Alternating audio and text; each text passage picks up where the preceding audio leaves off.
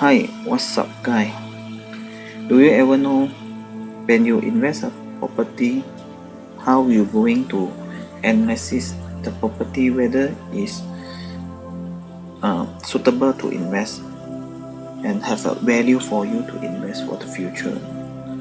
So sometimes we may not know what is the calculations for the investment. However, lately I just read through a book. I think there is some scientific calculation that we can be applied. It's not just to based on our institution to buy, because for my experience also, I also sometimes I just based on my feeling, and also the analysis that I done is not fully supported by the calculation. So let's look into this way. We can magnificent our investment possibility. So alright, so thing to know, number are extremely important in the property investment. The number show whether it's worth it to invest in the property or not. Okay, cash on return. So example, you have 100k, then your cash flow generated, example 2,400 for the rental. It's become 2.4% return. This calculation, whether is it correct? Actually it's incorrect. It depends how much you force out. So example that you force out 10k, so actually you get 24% return. It's not 2.4%. Okay, normally yield for the renter for the house is 2 to 6%. For condo is 5 to 10%. But my condo, I think cannot achieve this rate. Due to certain factor as well. Okay, so annual rental example is 12k. So your value of your property is 100k. So you are making the yield rental become 12%. So net operating income, the annual rental 12k, as on expenses 10k. So your NOI is a net operating income is become 2k. It's compared just now is cash flow is a rental. This is not my rental. Sorry. So it's after minus all these expenses and installment. So the net income that you can get from the renting the property. So this is called net operating income. So cap rate, capitalized rate. This one, the formula is a NOI, the net operating income, divided by the market value of property. So take note, it is more precise to take into the account the actual money going into the pocket. This because this is a 2k going to your pocket. Measure the property based on the earning ability and compare against the investment or other property. So you can compare the return to other choice that you have. Then this is the indicated value of the property as well. So normally range is 8% to 10%. So if you work backward, if you know NOI is 9k, let's say per year, so it's 10%. So we can count back. So the property price that you are able to pay for it is about the 90k. So in order you can achieve the 10%. Alright. So payback, one additional return we must bear in mind. This is a payback period. How long? example, then we fork up certain money. So before get back the money, annual cash flow,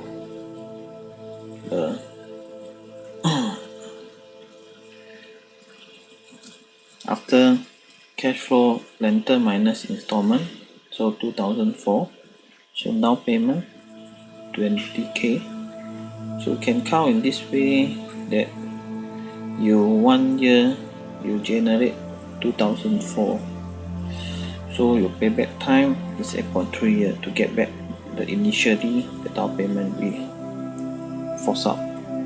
So if capital rate is good, cap rate is good, consider also the return of investment. Fast is better. So this one, if you get a good cap rate, then this one it will help you a lot to get back in the faster. Of course, the money you force out, you also want return your capital as soon as possible, right? So to compute your total return, there's a 4 main item that you need to look into this. So scenario 1, we still take back the same original that just now what we are discussed. So cash flow 2004 is first, then capital gain from the property is 4% per annum. So you can get 4,000 from the property. This is annualized profit. So equity that you build up, let's say you have 2,000 from the income generated, then the tax rate that you can get also some rebate. Example, you 100k from your property, then you can get the 5,000. So total return here you can see it's already give you 13,400. So how to work out this? You can add on this 4 figure together. So your investor equity is a 10k forks out. So now you can know your ROE, return on equity. So you can see 3.4k divided by 10k. Actually you are gaining a handsome profit under 34%. Likewise, scenario 2, discount on 90k instead of 100k. So same thing, because you get a discount 19k, that means your 10k you no need force out anything. So actually from that you are making a double, become 234% for the first year, because 10k you don't pay for it. Yeah. So for scenario 3, there's a discount for the 80k instead of 100k. So from there actually you are gain 20k here. So from instead you force up 10k, so from here you are gaining even more. So you're gaining 334% for the first year. Take note, this is only for first year, because first year that you are saving from this upfront payment. Yeah, it could be unrealized profit from this. Alright, next I'm going to share with you some analysis tabulation format that you can use. I extract this format from a certain book. I think it's quite useful for us. Yeah, let me explain part by part to you. Okay, first part is the income statement. So whatever that the rental that you are capture will be input here. So less vacancy allowance, this is you can based on your buffer. For me, I put in a monthly rental. So gross operating income is this 17,600. Okay, next is the annual operating expenses part. Whatever the expenses that involve for your property annually, you just capture here. So for my part is total expenses is 1,315. Then from here you can work out the net operating income, which you take the gross operating income minus the total expenses. So this what I get, 16,285. Okay, for the cap rate, this one you need to determine the purchase information first. So alright, I jump to this part first.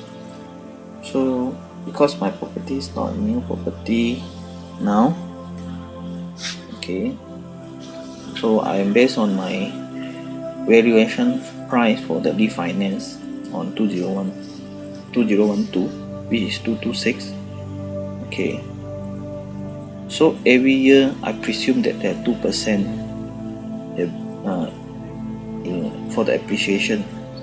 So come to 2019, the value at beginning of year, I mean I should be this amount, 259,602.96.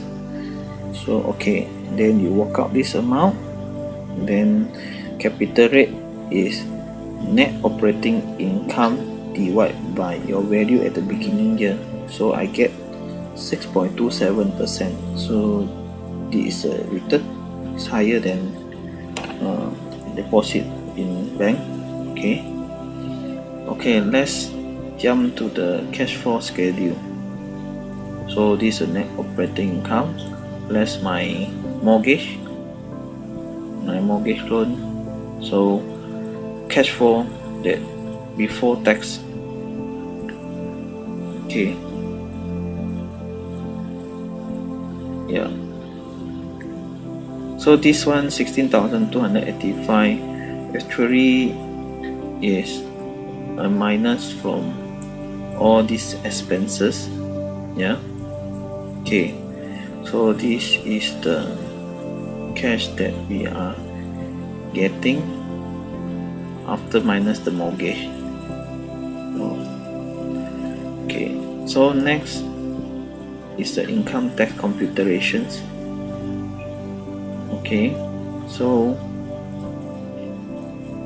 this approximate annual interest you can calculate from your this bank loan interest that charge you per year. So you input here, then the gross taxable income, it should be minus your annual interest, then the balance, this part become 7,421, which is from here government will charge you based on the operating income. Yeah, the government will not charge you based on the cash flow, just bear in mind. Okay, so assume that they are charged 27% based on this rental income. Yeah, so it will be 2,000 plus. Okay, yeah, so in another word, say that if you lump sum payment more to your loan, in another word, they would help you save your interest, but in term of income tax, your this one, the annual interest will be minus lesser, so your tax rebate will be getting lesser. Yeah, just take note. Alright, so you have to balance yourself to see what is the best choice for you. Okay, so this part, finance summary. Yeah, so I'm taking the Alliance Bank term 35 year. Every month I'm to pay 945 for installment. So 1 year 11,000 plus. Okay. Alright. Okay, so this one total debt balance. Yeah, how I derive from here, you can see back to the purchase information. So balance, down payment equity. So I cannot take my first year down payment. I cannot take this down payment anymore because this is not your property. So I might take this nearest year equity. So the nearest year's equity that I gain based on 2% is 33,602. So I take the current value, then minus out this one, then this the balance, that total debt balance.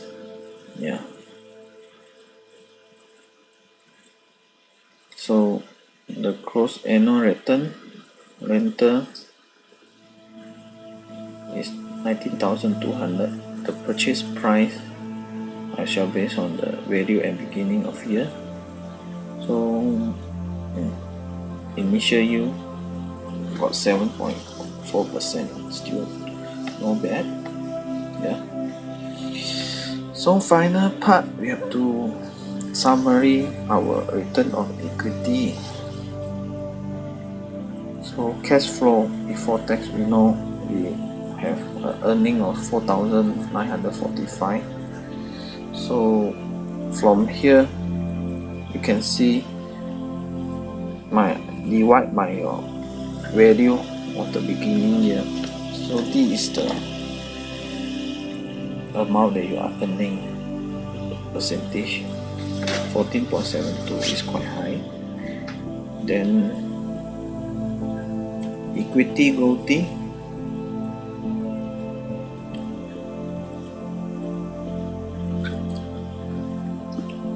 can see equity growth is this yearly payment, then minus your this 29, this annual interest. So this equity growth. So you are serving for the, in other words, you are serving for the principal. The asset you are contribute is 7.37%. Then appreciation 2% per year. This is my assumption. So you can see I take this value at beginning of the year, which 2019 here, then I times 2%. So this is the appreciation that I gain. So appreciation, then I divide by this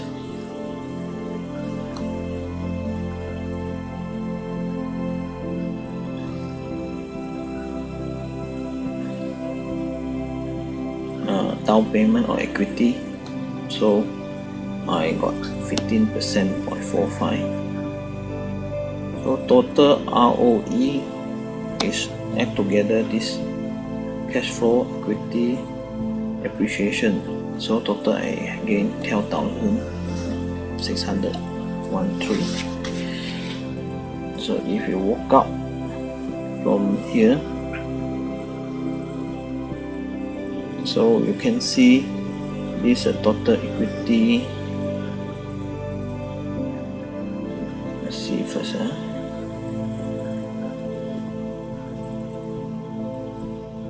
Okay, 6.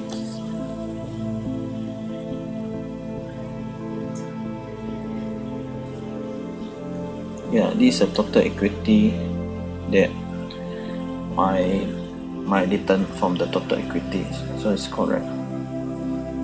So it's about 37.54%. Okay. So value at end of the year is you can see from this 259.602 and plus another 2% appreciation. Yeah, so it's a value at the end of the year. So loan balance, you can take this balance, total debt, then minus this equity growth, so your loan will getting less, right? So it come to 223.5 something instead of 226. So equity end of the year, so you can calculate, take this value at the end of the year and minus the loan balance that you need to serve. So this is equity balance end of the year. So you still have positive here. So the more positive is better for you instead of negative. Yeah, basically. So initially the yield house will be 4% to 6%. Then cap rate should be more than 7%. Or ideally 10% or higher. Yeah. For my this property is 6.27. So if you like my sharing, give me a thumbs up, yeah, to motivate me, and also subscribe to my channel if you like it for further update. Alright, so enjoy. Yeah, thanks.